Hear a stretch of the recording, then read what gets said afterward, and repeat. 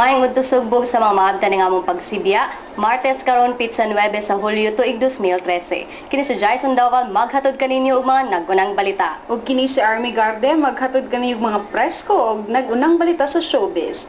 Kini ang Sun.Star Webcast.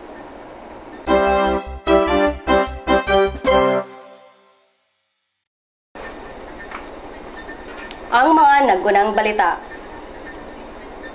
Cebuana nitap sa nursing board. 1.5 million nga shabu na sakmit sa NBI. Davao City, first ASEAN 100% smoke-free city. Waning moabot sa Pilipinas. Samtang sa showbiz, Sun.Star editor NIDAOG sa Korean Broadcasting Photo Contest. Sa sports, si Safi Basketball mupatigayon og drug test. Ang detalye sa mga nagunang balita sa atong pagbalik. Is your house a home? Tell us your story in video and get the chance to win $500 in cash and be featured in the Cebu Yearbook 2014. For more details, check our Facebook page at www.facebook.com/SunStarCebu Yearbook.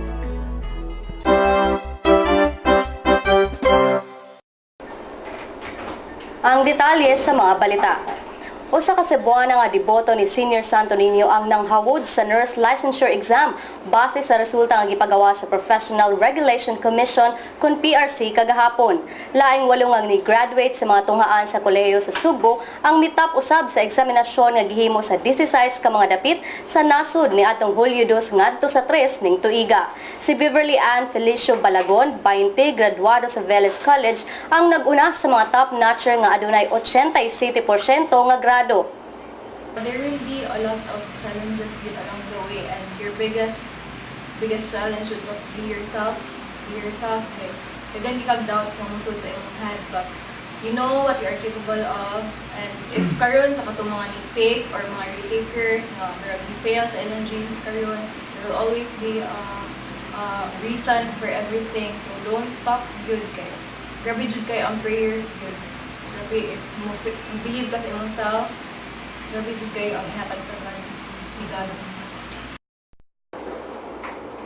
Si Beverly Ann, anak ni Engineer Bambi Seferino, usa ka kanhi OFW ug Dr. Victoria, usa ka dermatologist nga nagpuyo sa Barangay Kanduman, siyudad sa Mandawi.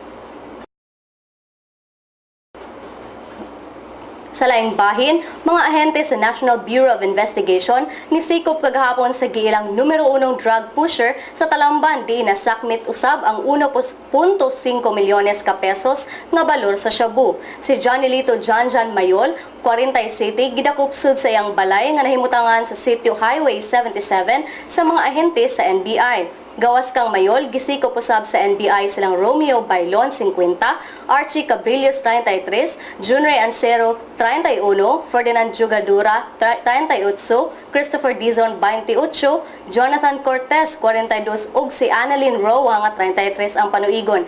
Nasakmitan si Mayol og 10 ka pakiti sa nagkadaiyang gidakon sa gisuspitsahang shabu, 7 ka bala sa 45 nga na pistol, digital nga timbangan ug nagkadaiyang kagamitan sa pagsuyo.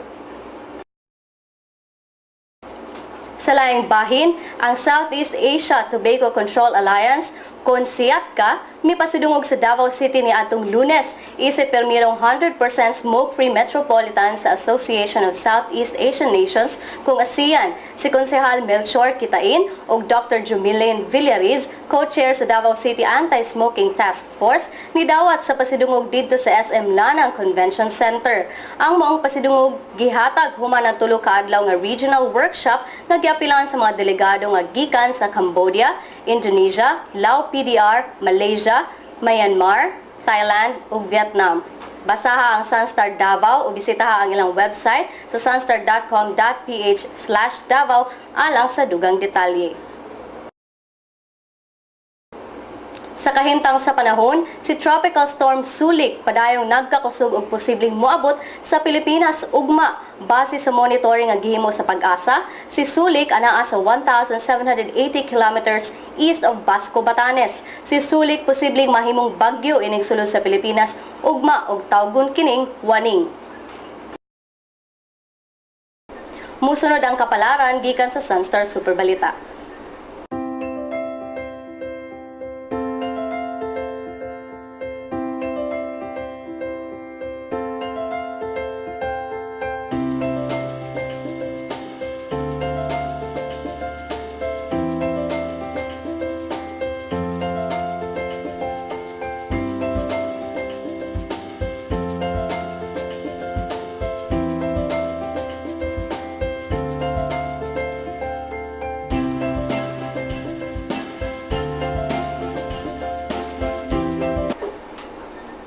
Sa atong pagbalik, si Army Garde mohatag sa mga nagbagang chika sa showbiz o ang exclusive interview ni Nera Mariz Puyo, ang winner sa Korean Broadcasting Photo Contest. Is your house a home? Tell us your story in video and get the chance to win $500 in cash and be featured in the Cebu Yearbook 2014. For more details, check our Facebook page at www.facebook.com/SunStarCebu Yearbook.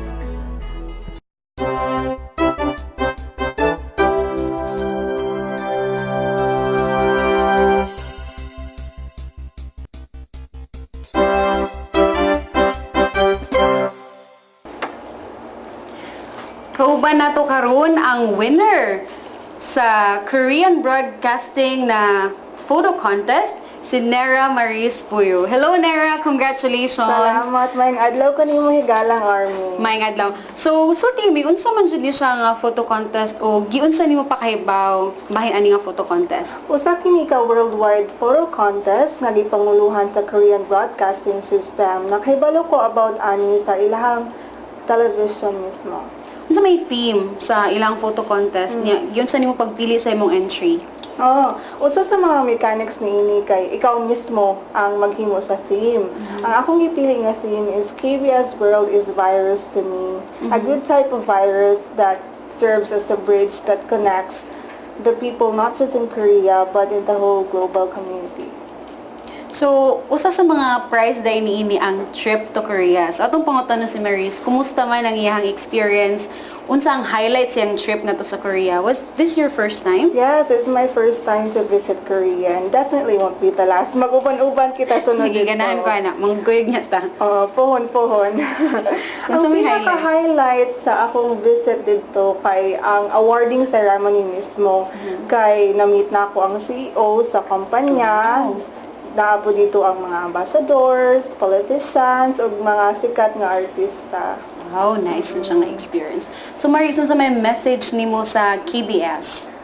To KBS World, I'm extremely grateful for the once-in-a-lifetime opportunity that you have afforded me. I hope you'd continue to provide quality-oriented shows in the future. Alright, congratulations, Salamat Mariz. kaayo. Congratulations. Sa atong pagbalik, dugang showbiz balita.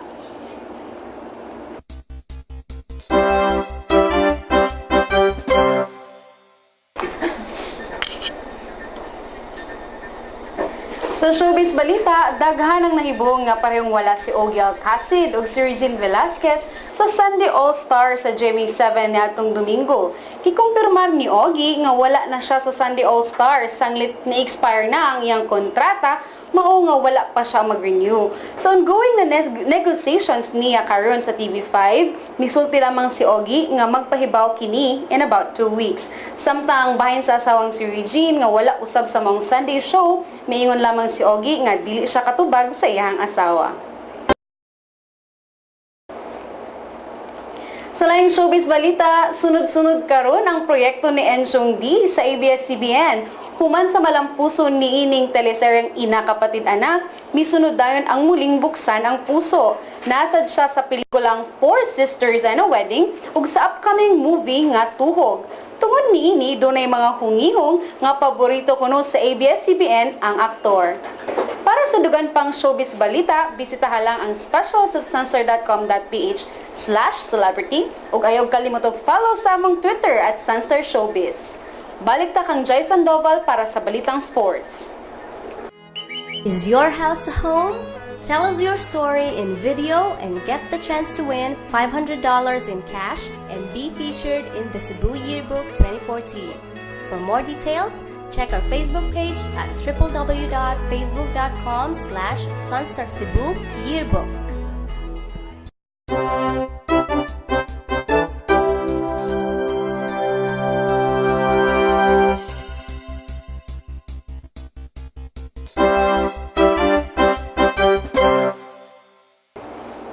Salamat Army. Sa sports balita, nakahukom ang Cebu Schools Athletic Foundation Incorporated kon si SAFI na ipaubo sa random drug testing ang tanang mga magdudua sa basketball event karong tuiga. Matod ni si SAFI Commissioner Felix Chukinhoy nga taud-taud na sab silang nakadungog og mga hugon-hugon nga adunay mga magdudua nga tiggamitan og ginadiling drugas. Aso ni Chukinhoy nga wala kini nila gibaliwala og pinaningpan og nang hinaot sila nga pinaagi sa random drug testing malimpyo ang liga ning maong hugaw nga hugon-hugon. Gitino ni Chukinhoy nga ang si SAFI mao'y moabaga sa tanang gastuhan niini og ila lang gihangyo ang tanang miyembro nga tunghaan nga mosuporta ning maong lakang. Si SAFI Deputy Commissioner Danny Duran mihangop ning maong lakang kay dako kining kaayuhan alang sa torneo. Gipasabot ni Duran nga dako nga silot ang ilang ipahamtang sa mga mapamatud-an nga naggamit og ginadiling drogas. Ang 2013 nga edisyon sa torneo sugdan karong Agosto 3 sa Cebu Coliseum. Sa laing sports balita, labas pa sa iyang malampusong pagbalik sa octagon sa UFC 162, si Mark the Filipino Wrecking Machine Munoz nagtinguha og mas dakong away ug gusto niyang ilugo ng corona sa bagong UFC middleweight champion nga si Chris Weidman. Sa miaging gabi, gipakaging ni Weidman ang kalibutan sa mixed martial arts pinaagi sa pagposte og second round knockout victory batok kang Anderson Silva. Kinsa gikonsiderar nga labing maayong fighter sa UFC. Nagparang na sila si Weidman ug Munoz sa miaging tuig sa usa ka non-title bout diin ginknockout si Munoz ni Weidman. Napanalang kang Munoz wala siya sa saktong kondisyon sa primerong away ug masaligon siya nga kun madayon ang ilang rematch dako ang iyang puruhan nga molampos. Wala pay komento ang kampo ni Weidman kabahin sa tinguha ni Munoz. Gusto ka bang mahimong world champion sa billiard sama nila ni Dennis Urculio, Ronnie Alcano ug Antonio Gabica? Apil na sa pinakadakong torneo sa billiard sa Kabisayan ug Mindanao, ang Super Balita 9-Ball Challenge. Gawas nga aduna kay kahigayunan nga mamahimong inila sa natad sa billiard, aduna ka pay tsansa nga makadaog og 1,200,000 ka pesos. Si Urculio nahimong kampiyon sa 2011 World Pool, samtang si Alcano nidaog sa 2006 World Pool Championship ug si Gabica nahimong gold medalist sa 2006 ASEAN Games. Kini sila nagsugod sa ilang career pinaagi sa pag-apil sa Super Balita 9-Ball Challenge. Alang sa dugang mga kasayuran, basaha lang ang Sun.Star Cebu, Super Balita Cebu o tawagi si Hazel Toledano sa 254-6100. Sa Lotto results, wala pa'y nakadaog sa 645 Mega Lotto o 655 Grand Lotto sa Bula kagabi. Samtang karong gabi, bulaho ng 649 Super Lotto na may 74 milyones ka pesos nga premyo o 642 Lotto. Alang sa balor sa dolyar gikan sa Bangko Sentral ng Pilipinas, $1.43 pesos.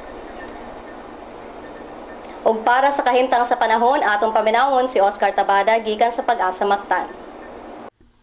Ang dapayan ng lalawigan sa Subo, makasahati kitag mayong panahon karong adlaw. Gawas sa dunay mga pangulan usab karong kadlawon sa Merkulis. Mayong panahon, yung mga mapananuro gikan sa Huwebes ngadto sa Sabado.